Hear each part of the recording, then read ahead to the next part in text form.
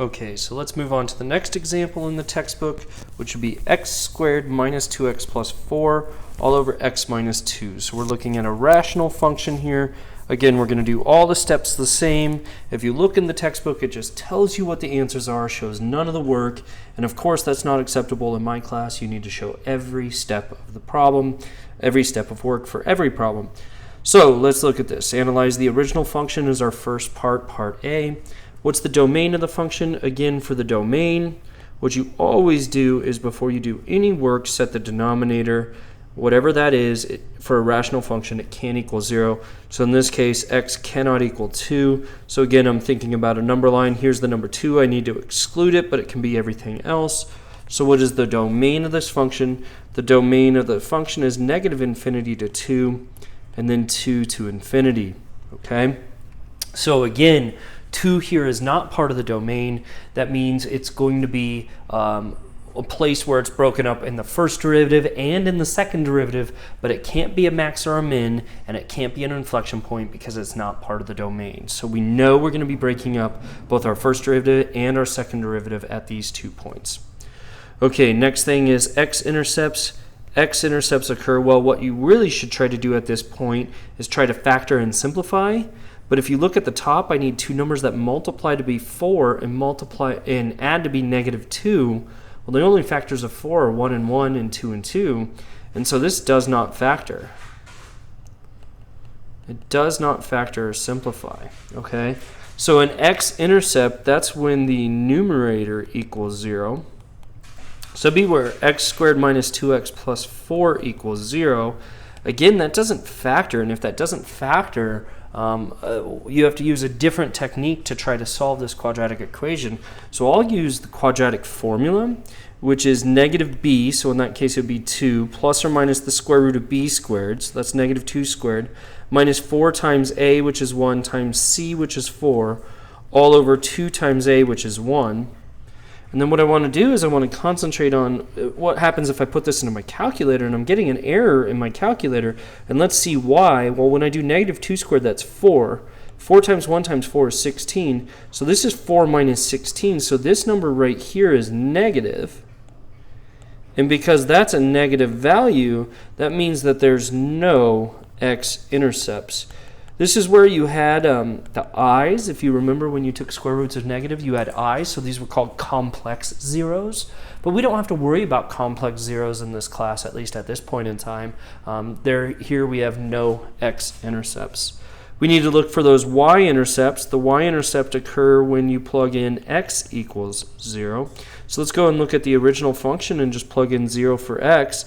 So we'd have f of 0 would be 0 squared minus 2 times 0 plus 4 all over 0 minus 2.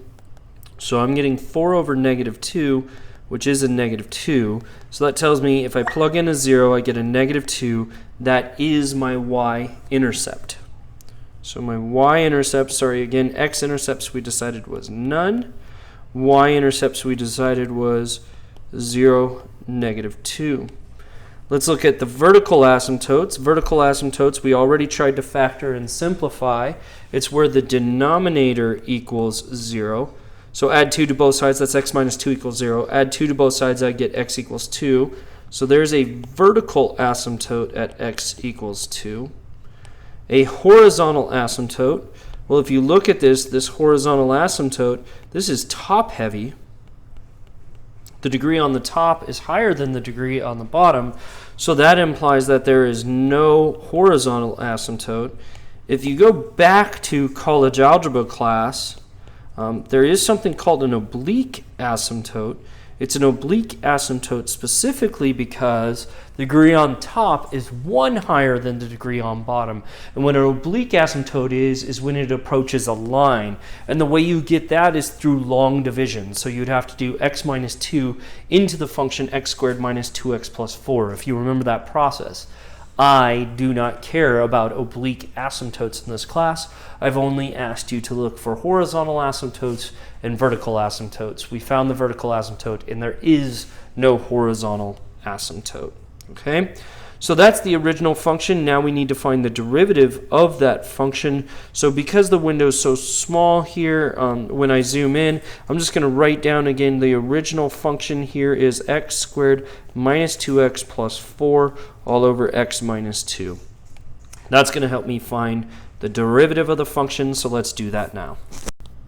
Okay, to find that first derivative, we're going to have to use the quotient rule. The quotient rule is low, which would be x minus 2, times the derivative of the high. Well, the derivative of x squared is 2x. The derivative of negative 2x is negative 2, and the derivative of 4 is 0. So that would be 2x minus 2, minus the high, which is x squared minus 2x plus 4, times the derivative of the low. Well, the derivative of x minus 2 is simply 1. All over the low squared, so this would be x minus 2 quantity squared.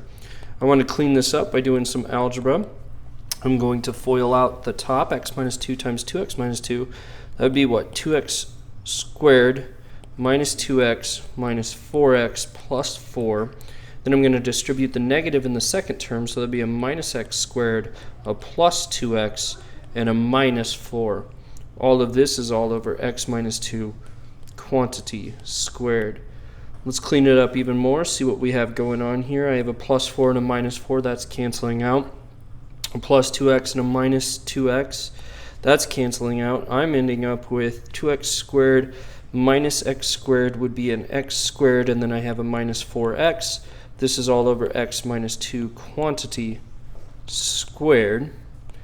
And that's my derivative, and that's what I'll use to find the second derivative. But remember, what I definitely want to do is set this thing equal to 0 undefined. So I am actually going to factor out the top in inversion as well. That would be x times x minus 4 all over x minus 2 quantity squared. So again, when I'm using the second derivative, when I'm finding the second derivative, I'm going to use the distributed version. When I'm analyzing it, I'm going to use the factored version. So again, why do we care about this? Well, we need to know when is this derivative undefined and when is it equal to 0. So f prime of x is going to be equal to 0 whenever its numerator equals 0. So it'd be that x times x minus 4 equals 0. Well, that gives me x equals 0, and x minus 4 equals 0 gives me x equals 4. Then when is f prime of x undefined?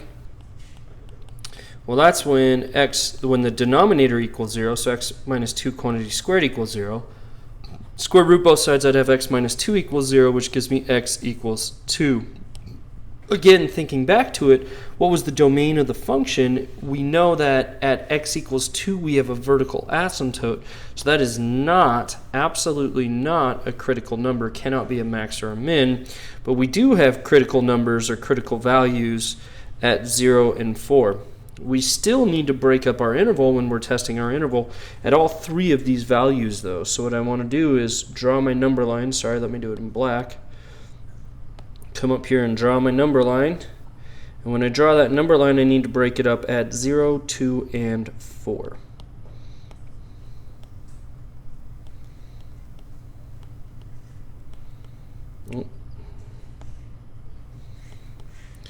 I'm looking at the first derivative, and we know at 0 and 4 it was 0. At 2 it was undefined. Again, we're looking at what's happening to our original function. We know we have a vertical asymptote at x equals 2. So we need to consider the first interval, which would be negative infinity to 0. Second interval is 0 to 2. Third interval would be 2 to 4. And our last interval would be 4 to infinity. How do we check it, or where do we check it? We do a sign chart onto the derivative, and again, I'm going to use the factored form of the derivative to check it. So it's going to be the x times x minus 4 all over x minus 2 quantity squared. I need something in my first interval, so something less than 0, how about negative 10? Anything between 0 and 2, how about 1? Anything between 2 and 4, how about 3? And anything bigger than 4, how about 10? I'm plugging this into the derivative, and what I notice is the denominator is x minus 2 squared, which always has to be a positive number. So no matter what I plug in, that denominator is always positive. Don't need to worry about that. So let's think about plugging in negative 10. In the first factor, I'd have a negative. The second factor, I'd have a negative. A negative times a negative over a positive is a positive. Since it was positive in that test point, it has to be positive in that entire interval. Let's look at 1. 1 would be a positive times a negative over a positive. So that would give us a negative. Because it was negative at that test point, it has to be negative in that entire interval. So look at 3. 3 would give me a positive times a negative over a positive, which again is a negative. So here we would have negative in the third interval everywhere. When we have 10, we'd have a positive times a positive over a positive, which is positive. So that entire interval again must be positive. Again, anywhere my derivative was positive, my original function has to be increasing.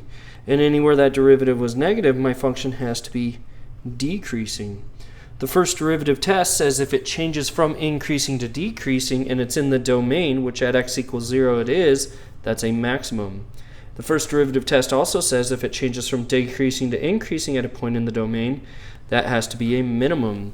So what I have here is a maximum or a minimum, but I actually need to find those points because all I have right now is the x values at the point. So for instance, I'm going to plug in 0, and whatever I get with 0, whatever I get, I know that point is a maximum. I'm also going to plug in the point 4, x equals 4, and when I plug in 4, whatever I get, that point is a minimum. Again, where do I plug these in? Well, to find the y values, I have to plug them back into the original function. The original function in this case is x squared minus 2x plus 4 all over x minus 2. If you notice, 0 is already a number we plugged in. We got negative 2 when we plugged in 0. That's what we did for the y-intercept, right? So we know 0, negative 2 is a maximum. But we do need to plug in the number 4. So I'm going to go to my table feature. I'm going to clear out what I have in there.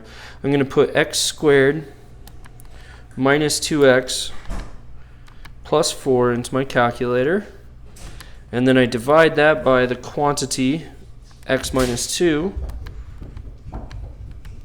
I hit enter. I don't care about start step. I make sure I have ask x, and then I type in the number. Well, I'm just going to double check 0. 0 is negative 2. We already knew that. I'm going to type in 4, and I'm getting 6. So the point 46 would have to be a minimum. So where is it increasing? It's increasing anywhere the derivative was positive. There was 2 intervals where the derivative was positive. That was negative infinity to 0, and that was also 4 to infinity. It's decreasing wherever the derivative was negative. That was also 2 intervals. That was on the interval from 0 to 2 and 2 to 4.